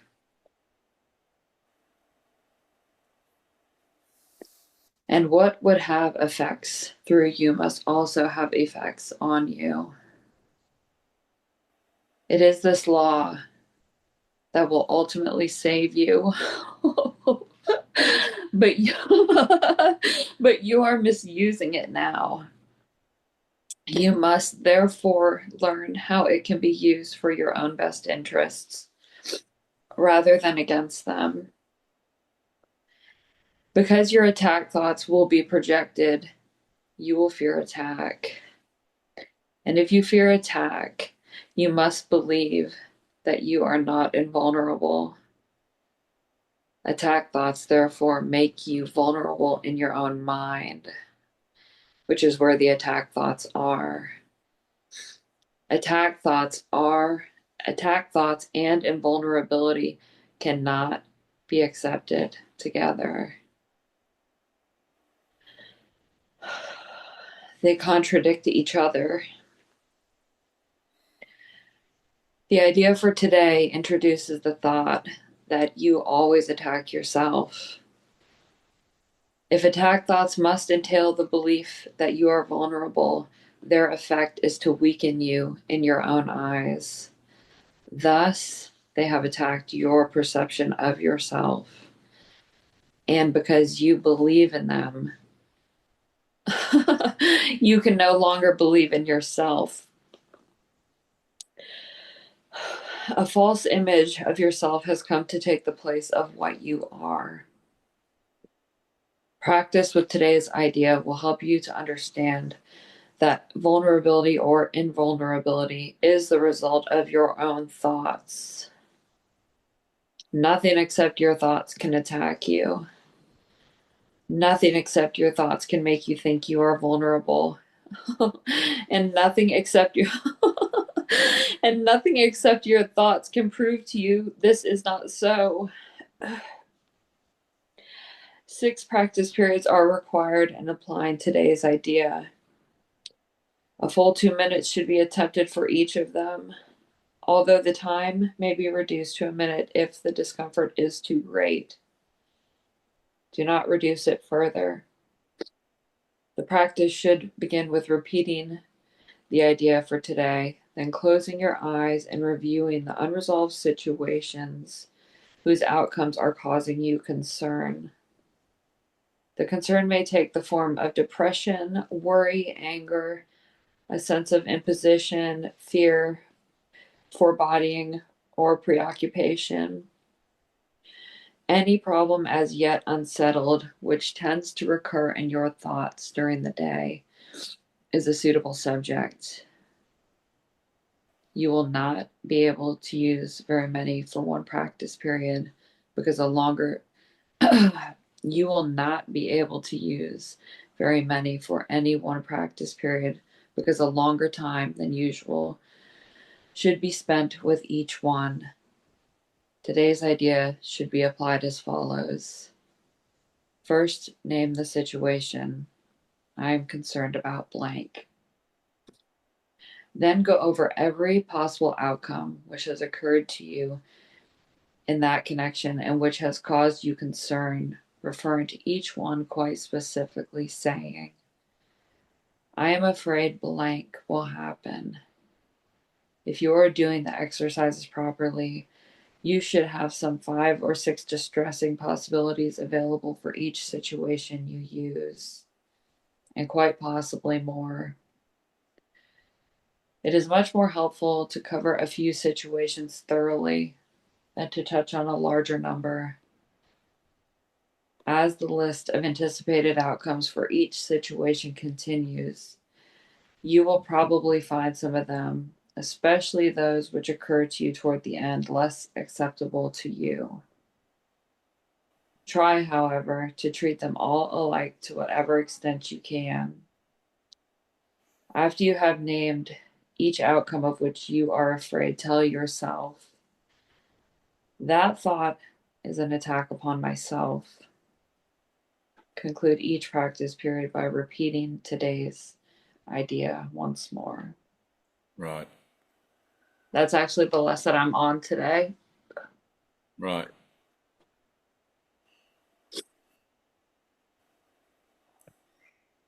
So that bit in the lesson there where it said towards the end of the practice period, you may find some of the other things in your mind searching less tolerable, or what was that was right towards the end?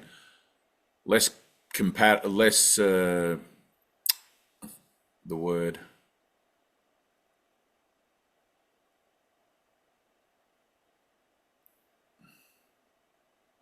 Let's see.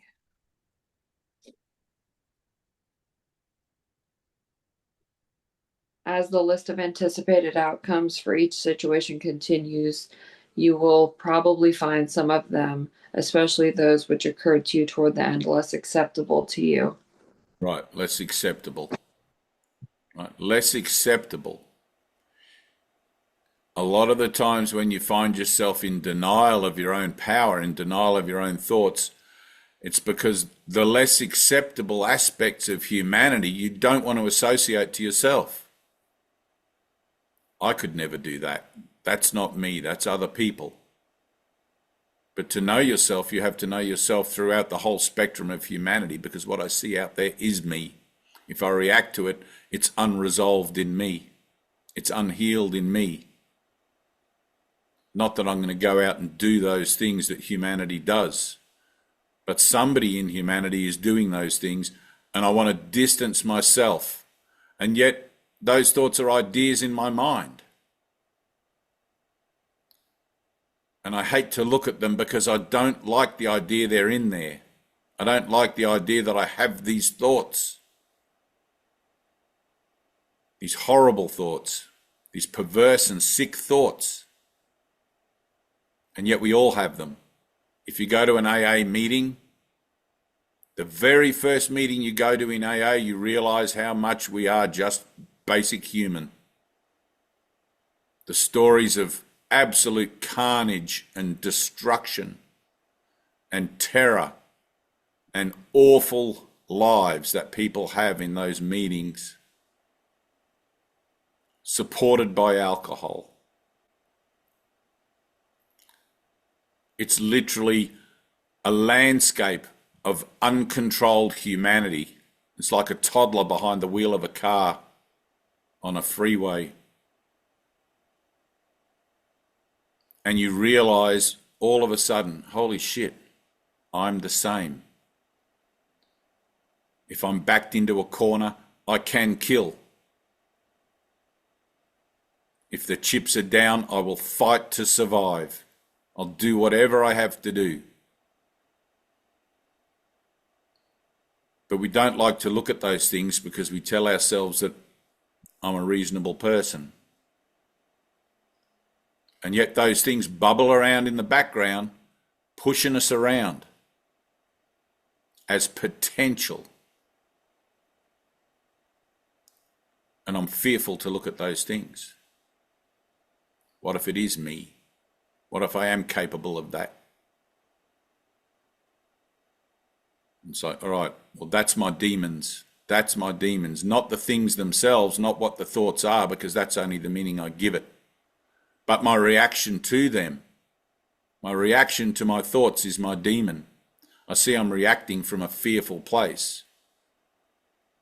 But if I stood in a busy airport like in Japan and some Japanese guy came up to me and I didn't speak Japanese and he was telling me about his worst horrible thoughts, I wouldn't know what he was talking about.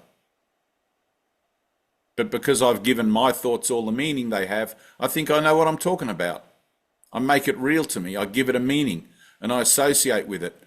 And then I try to dissociate myself from that. Oh, shit, I don't want to think about that. That's terrible.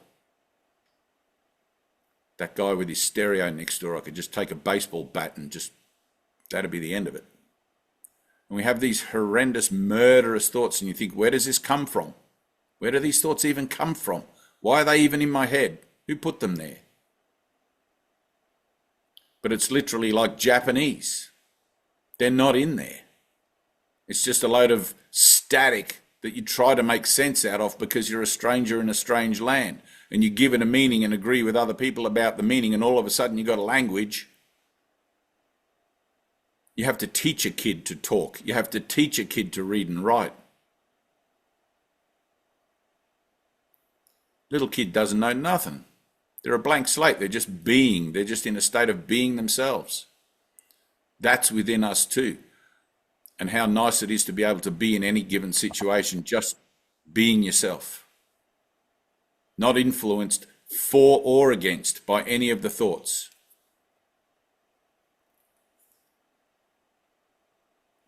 You've got to go to those limits. Colin, you've got to go to the limit. You've got to get right to the end. You know, many years ago, well, actually not many, 10 years ago, my friend Stan was a brother with me at the healing centre in Byron for all, the whole time I was there. Stan used to be a swimming coach. He's probably about 75 years old now, I would say. He still swims 20 laps of an Olympic pool every day. He's one of those old guys that just plods up and back, up and back. He's unstoppable. He can run a marathon. He can do all that stuff at his age, right? And I've always kind of been in awe of Stan because I realise it's not because he has superior fitness. That comes with practice, but it's because of where he's at in here. He has no idea of limit. No idea. He's gone beyond all of that stuff. He's left it behind long ago. And there was this fight. Stan stayed with us for a period of about 3 months when I moved to Mackay, which is 1,000 kilometres north from here. Stayed with us for a few months. He had a bus that he travels around in, lives in. And during the period he stayed with us, there was a marathon thing happening in our town, right? There was a 5 kilometre run, a 10, a 20 and a 40, I think. Right? All the different runs you can do.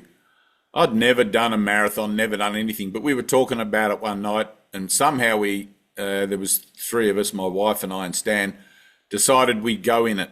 We'll go in the marathon and just see how we go, like as an idea of pushing the limit, not as an idea of having to complete the marathon, but just as a personal witness to whatever that might bring up. On the day in question, Stan didn't run. He decided he wasn't going to run. He didn't need to do that. He was just going to take a deck chair and sit close to the finish line. I went in the 5 kilometre one. I think Rosie took the 10. And anyway, I'd done a practice run, and when I say run, I don't run. I kind of like shuffle, and you see a very slow jogger. But all the stitches come and everything comes and the limits come and everything like that. And I was doing it.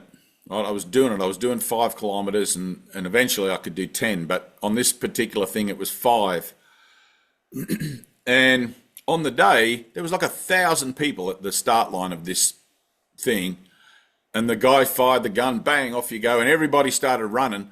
And they're running 10 times faster than me. They're like, everybody's like, I'm at the back. I'm at the, the slow people section. And I don't know what happened. I just sort of buckled. I couldn't make it. I was giving myself I had all this pain in my body for some reason, everything happening. And then I came around, I kept going, I'm shuffling, and I was on the verge of giving up. And I knew that Stan would be sitting somewhere up ahead, right? I knew he'd be sitting on a chair somewhere. I wanted to at least make it past Stan so I didn't feel like a total loser, And Stan saw me coming, and he could tell. He didn't even have to ask. He could tell I was basically done.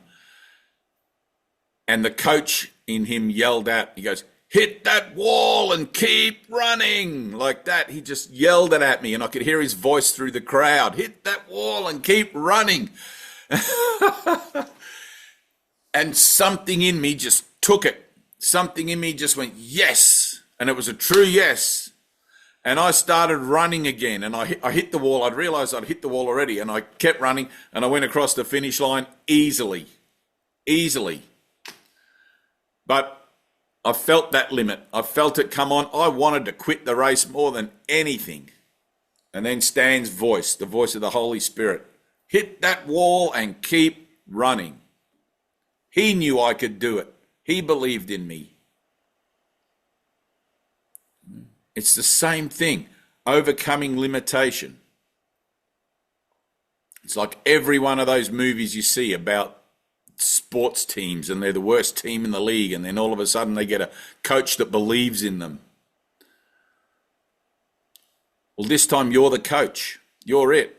You're coaching yourself and you're learning to believe in yourself. But you've got to trust yourself as the coach first. It's like they say, be yourself. There's no one better suited to the job. You've got what it takes. It is within you. You are divine. Embrace your journey as an adventure.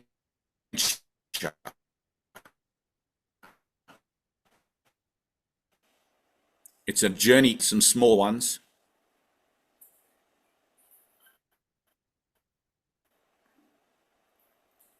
And then you'll realize maybe these other relationships that seem to be more unmanageable, maybe I'll look at those now with the Holy Spirit, and you'll have to go deeper. You'll have to push, Natasha. You'll have to feel it and breathe deeper rather than try to escape in concepts and in thoughts to make yourself feel better.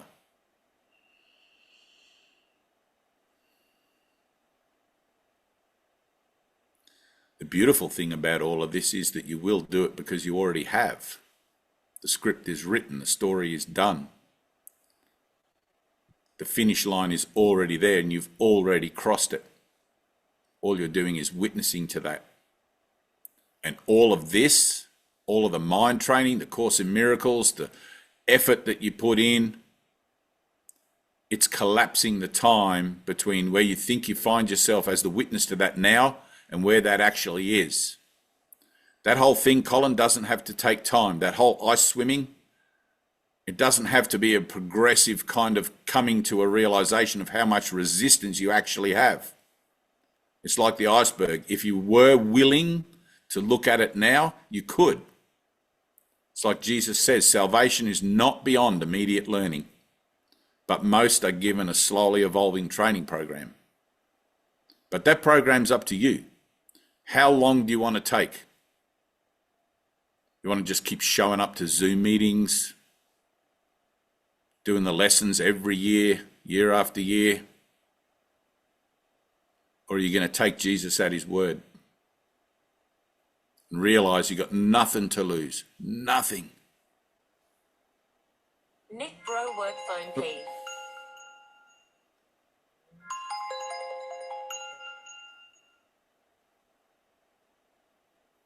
Get that in a minute.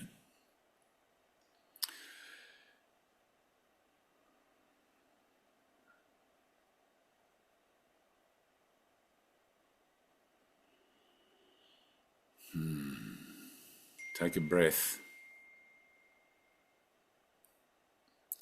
Breathe and feel. Breathe and feel. Feel that call. Don't let yourself slide off. Feel it. Feel it to the stage where you can't avoid it anymore. Where you've got to say yes, where you've got to participate, where you've got to ask, what would you have me do, Lord? Where would you have me go? Who would you have me talk to? What would you have me say?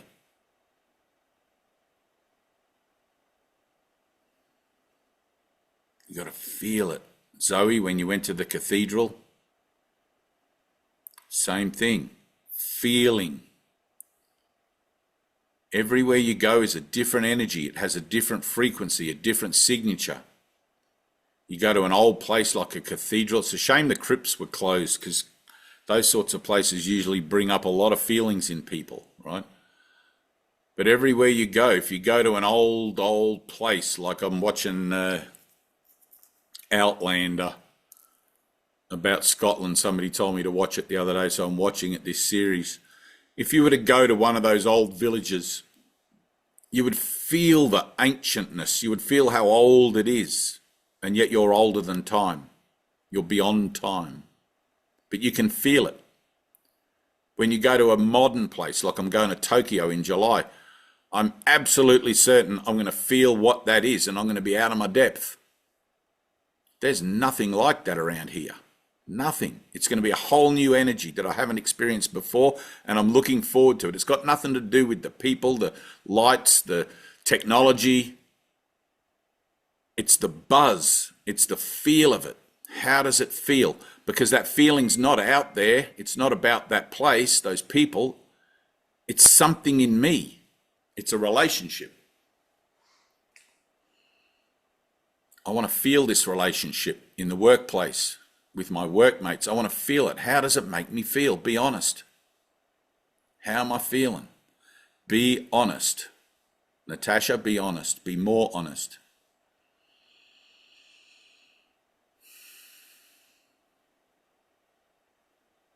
When you're truly honest, it all feels like shit.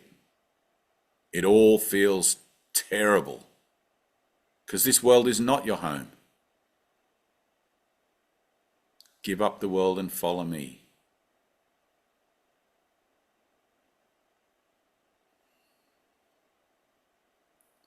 But every relationship, you look at it on its own merits, because that's the only way you can understand it. You've got to be able to understand the change, the shift. When you apply forgiveness, you've got to be able to see the result. Otherwise, what is the point?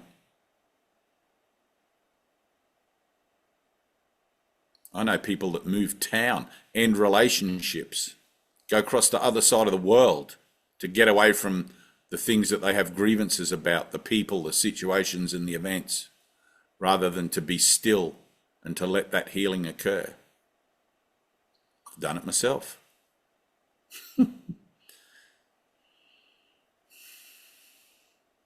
Breathe.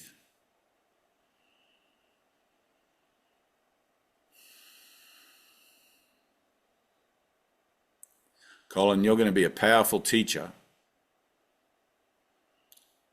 20 years from now, you're going to look back on this at that moments of swimming in the ice, and you're never going to forget it. And if you push the limit there to its nth degree, to the capacity that it has for you to push you, and you do end up having that experience will become what you are. You'll be one with it. I know you're afraid of it now, but do the mind training. Let go of that fear.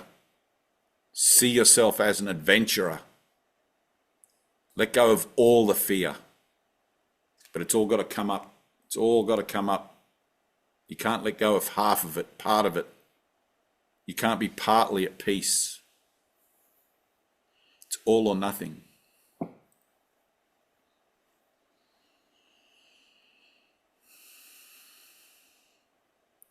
Tina, you got something?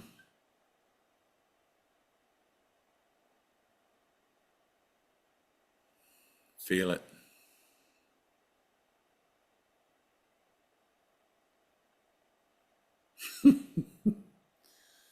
Yeah.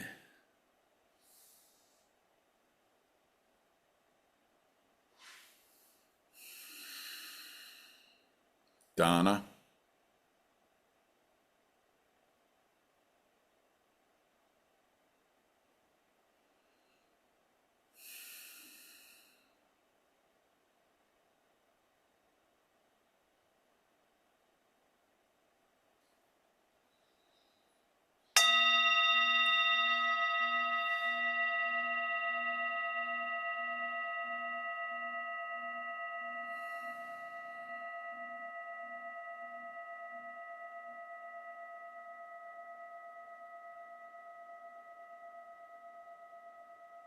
Good.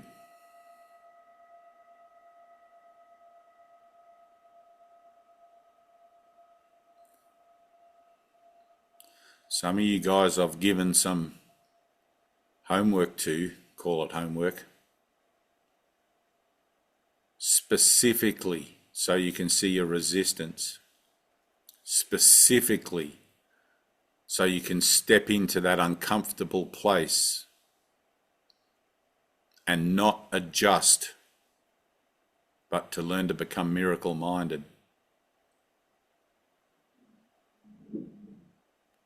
Some of you guys say yes to it and you actually go through it, and some of you just say yes falsely and see your own falsity. Some of you don't even say yes. That's fine.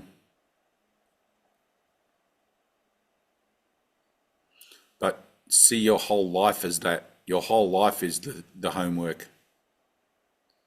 This is school. This is education. The school of life, universal classroom, whatever you want to call it. The next time you walk out of your door and someone says hello or whatever, remember you're in a classroom where you're learning to make a choice between love and fear. That's it. That's all there is. It's one lesson. One lesson presented again and again and again. Be bothered. Say yes. See what happens. Give of yourself. If it's uncomfortable, let it be uncomfortable. There's nothing wrong with that. Nobody said life wasn't going to be uncomfortable. So be it. You're going to feel like a fish out of water here. You're going to feel like odd. You're going to feel weird. We try to find our friends that are like us so we don't feel so weird. We don't feel like we're not in the right group, the right social demographic. But Jesus says, if you love only those who love you, what more have you gained?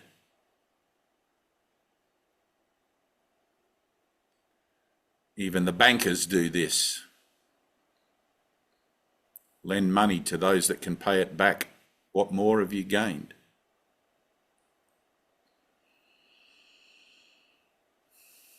Take a chance on love. Say yes and step into that empty place. I love you guys.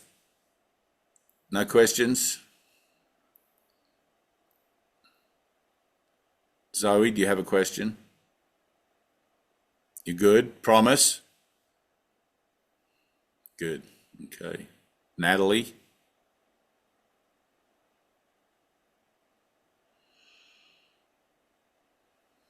We've got a few new guys here. Just hang around the barber shop and you're bound to get a haircut. Maybe not Malik. He doesn't look like he needs a haircut. But it's just the saying. Hang around the barber shop, you're going to get a haircut.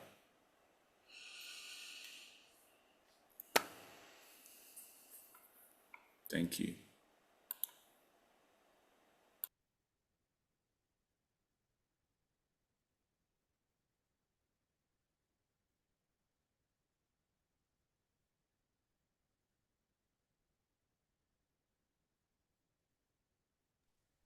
Thank you.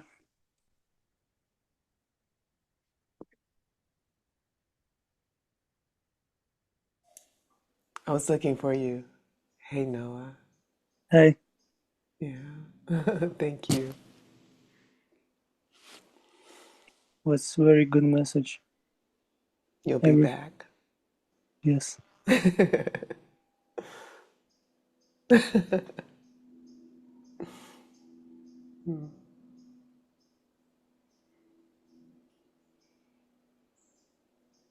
Good final words. Just one lesson: love over fear. That's it.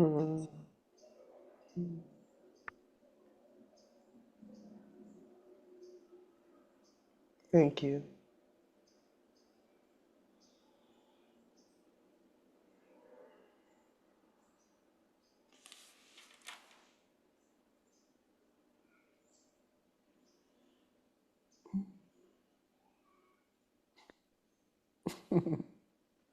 Today I went to church, and it was very powerful. You said today you went to church. Is that what you said? Mm-hmm. And it was Yes. powerful, beautiful, awesome, Yes. beautiful. It was like adoration and pray. I pray. It was very nice.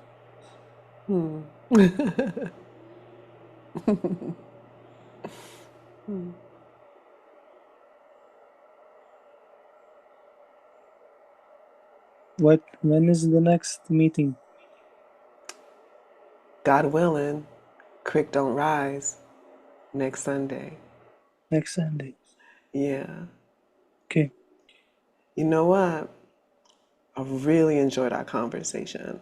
Let's talk again. One, two. Okay. We Yeah, can. okay. I don't know how long, I mean, what time is it? I know it's late for you. It's 2 a.m. Yeah.